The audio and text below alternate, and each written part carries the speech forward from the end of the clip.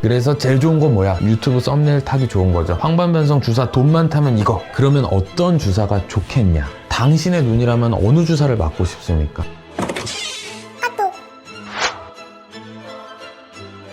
사우나에 오래 있다가 나오거나 네. 피곤할 경우에 일어났을 때 휘청거릴 수도 있잖아요. 예, 이거 참 증상이 주관적이라서 증상만 듣고 황반변성을 진단할 수 있다면 정밀검사가 필요 없겠죠. 상당히 애매하고 증상으로 판단하기 위험하기도 하고 또 환자분들의 표현이 너무 애매하고 주관적이기 때문에 좀 어렵긴 하지만 목욕탕 얘기 많이 합니다. 대부분 제가 봤을 때는 목욕탕에서 일어나는 증상은 기립성 저혈압과 관련된 경우가 상당히 많습니다. 근데 요것과 황반변성 증상의 구분점은 뭐냐면 황반변성의 증상은 중심부만 문제가 생기는 거고요. 기립성 저혈압이나 이런 것 때문에 시야가 흔들리거나 어지럼증, 아찔하다, 뭐 시야가 까마득히 어두워졌다, 뭐 이런 얘기들을 하시는데 중심부 변형시와는 증상의 종류가 좀 다르고요. 황반변성이 생겨서 중심부 시야, 시력에 이상이 생기면 그놈은 절대 치료를 하지 않으면 변하지 않습니다. 근데 목욕탕이나 또는 이런 일시적인 다른 주관적인 증상들은 일시적인 경우가 많아요. 대표적으로 아까 얘기 드린 기립성 저혈압은 그때 당시에 아찔하고 앉아있거나 쉬면서 회복을 하면 그 증상이 없어지게 됩니다. 황반에 문제가 생기면 카메라 필름이 구겨진 거기 때문에 절대로 증상이 일시적이지 않습니다. 아까 10분 정도 그랬는데 지금은 괜찮아요. 다른 검사를 해보셔야겠지만 적어도 황반변성일 확률은 매우 낮습니다. 증상의 지속 시간과 증상의 종류가 엄밀히 얘기하면 황반변성의 그것과는 많이 다르기 때문에 그 정도는 스스로 증상으로 대별할 수는 있겠어요. 뭐 황반변성이 아니라고 해서 검사를 할 필요가 없다는 건 아닌데 적어도 황반변성의 전형적인 증상과는 좀 구분되는 증상인 이유가 그렇게 증상의 종류와 지속 시간으로 설명드릴 수 있을 것 같습니다.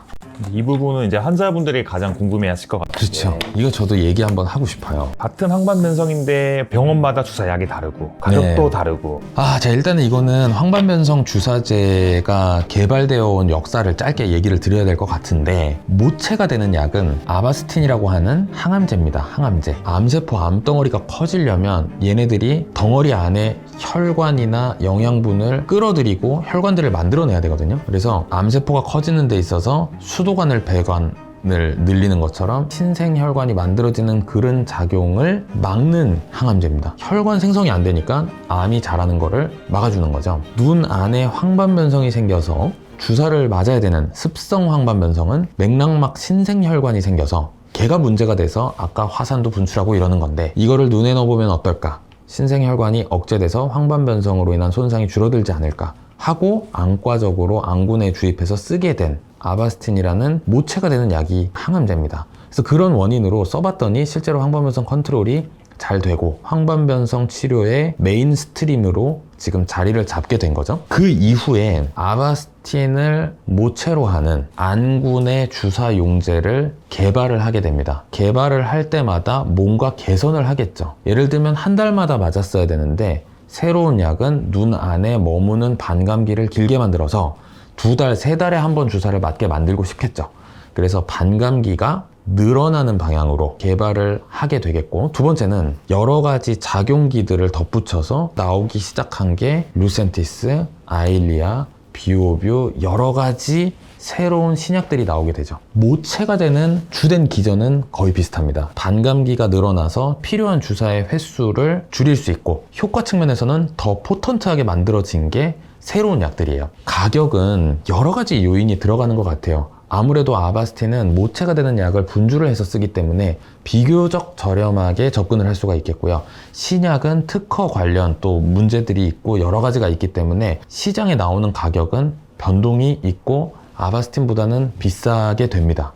그래서 가격 차이는 많이 나게 돼요. 그러면 어떤 주사가 좋겠냐? 당신의 눈이라면 어느 주사를 맞고 싶습니까? 나는 돈은 상관없으니까 무조건 제일 비싼 걸 놔주세요. 난 비용이 부담되니까 반복으로 맞는 거면 어쩔 수 없죠. 제일 싼 걸 놔주세요. 뭐 이런 여러 가지 고민들이 있는데 자동차를 사거나 신발 같은 거를 살 때 비쌀수록 좋다. 상식적인 얘기죠. 근데 주사는 꼭 그렇지만은 않습니다. 일단 정답은 환자에 맞게 의사가 주사를 판단을 하게 됩니다. 근데 거기에는 환자의 구매력이나 경제력도 들어가게 되겠죠. 치료가 부담스러운데 무조건 비싼 약을 권할 수는 없습니다. 이 정도 비용을 더 들였으면 이 정도 효과가 나와야 되는 거.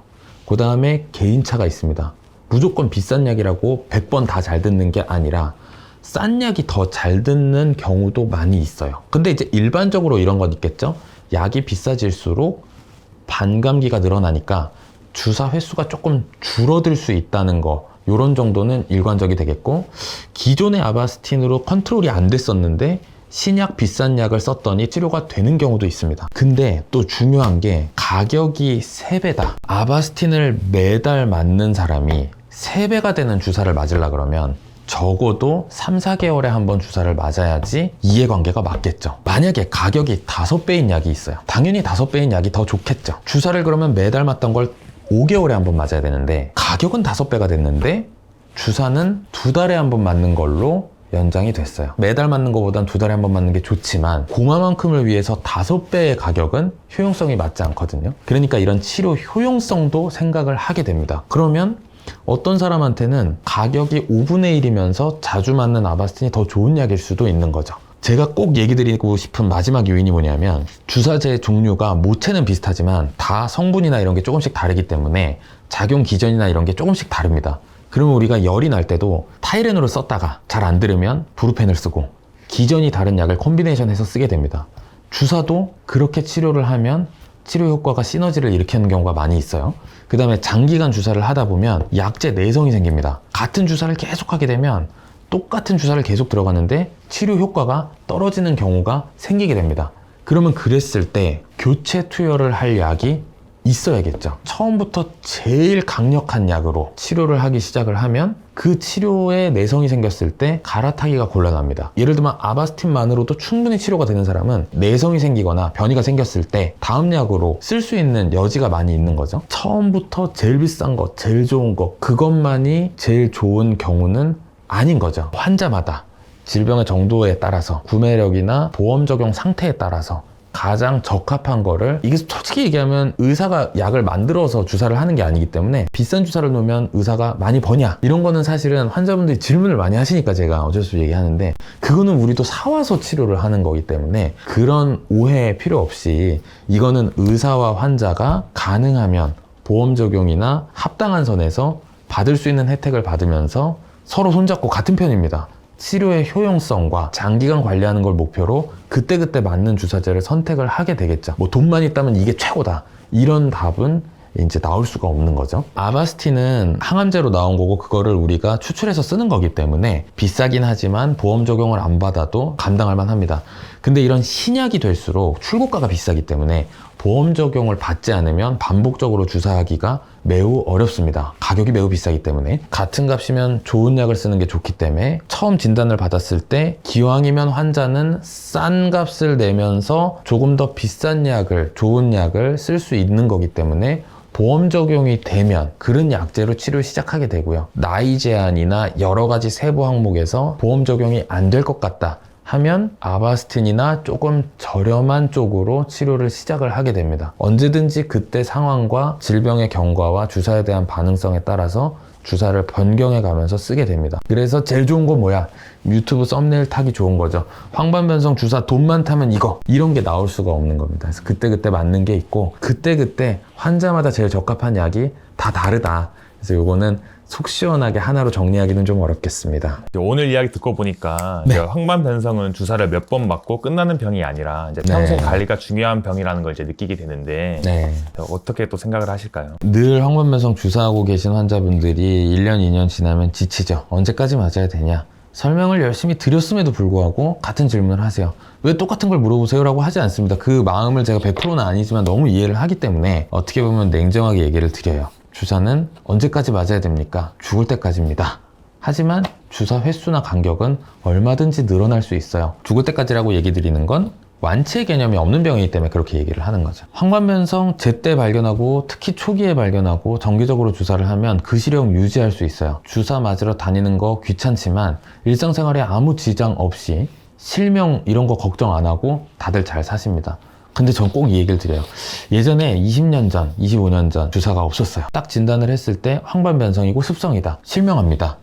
언제가 될진 모르겠지만 막을 수 없습니다. 이 얘기하고 끝입니다. 환자는 울면서 나가고 끝이에요. 근데 이 주사가 생기면서 이거는 관리할 수 있는 병이 됐어요. 역사가 길지 않습니다. 제가 학교 다닐 때만 해도 아바스틴 이런 걸로 항반변성 치료된다, 실형 유지할 수 있다 이런 얘기보다는 그거 실명하는 병 아니야?